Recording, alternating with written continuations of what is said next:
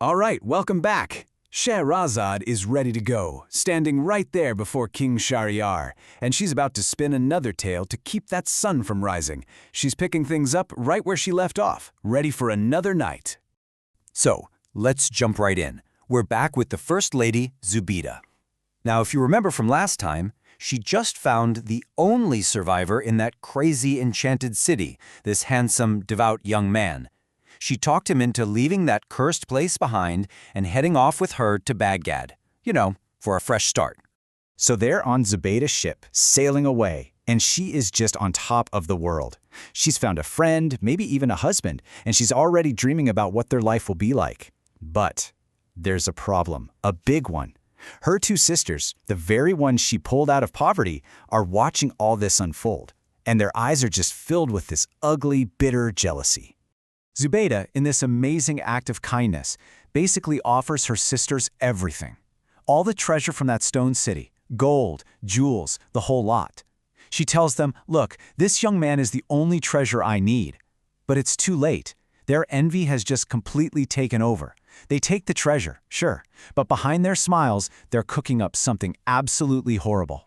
And then, in the middle of the night, while the ship is just sailing along, they do it. The sisters sneak into the cabin where Zubaydah and the young man are fast asleep, and together they lift the entire bed, mattress and all, and just throw them overboard into the black, cold sea.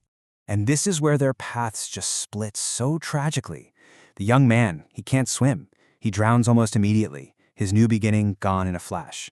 But Zubaydah, somehow fate isn't done with her. As she's thrashing in the water, her hand bumps against the piece of floating wood. It's a tiny bit of hope, but it's enough to keep her afloat. So the waves carry her all the way to a deserted island. She's exhausted, she's been through hell, but she's alive. She starts walking along the shore, and then she sees it, this absolutely terrifying scene. There's this huge, monstrous snake just brutally attacking a smaller black serpent, and you can tell the little one is not going to last much longer. Now, you'd think after everything she's been through, Zubaydah would just keep walking. But no, she feels sorry for the smaller snake. On pure instinct, she grabs the biggest rock she can find and just smashes the big snake's head, killing it. And the little black serpent, now that it's safe, does something unbelievable. It sprouts wings and flies off into the sky. Yeah, this was no ordinary snake. And just a moment later, a beautiful woman appears right in front of Zubaydah. She explains that she's a jinn, one of those supernatural beings, and that Zubaydah just saved her from her sworn enemy, who was, you guessed it, the other jinn disguised as that giant snake. So now, a debt is owed. And trust me, when a jinn repays a debt, it happens fast. And this jinn's version of thank you is both amazing and terrifying. She tells Zubaydah she's already taken care of everything. In the blink of an eye, she teleported all the treasure back to Zubaydah's house. She sank the ship, and her sisters, she turned them into two black dogs. But there's a catch, and it's a brutal one. The jinn sends Zubaydah and the two dogs back home, but with a horrifying command. Every single day, Zubaydah has to whip her sisters, in their dog form, 300 times. If she ever skips a day, the jinn will come back and turn her into a dog too. And that, she tells the caliph, is why he saw her doing that awful ritual. You can imagine, the caliph and everyone else are just floored, completely silent. After a moment, he turns to the second lady, Amina, and he asks her about the horrible scars that cover her back. And so, her story begins. So, Amina starts her tale. She was a young widow and she inherited a ton of money. One day, this grotesque old woman shows up, pleading with her to come to a poor orphan's wedding just to lend it some class. Amina feels bad for her, so she agrees. But she's taken to this incredibly lavish palace. And it turns out the whole wedding thing was a setup. The bride admits that her brother saw Amina in public once, fell head over heels in love, and this was the only crazy scheme he could think of to meet her. And then the man himself comes out, and he's gorgeous. Amina is immediately captivated. They decide to get married right then and there. But before they could be truly together, her new husband makes her swear this incredibly serious oath on the Quran. He makes her promise that she will never, ever even lean towards another man.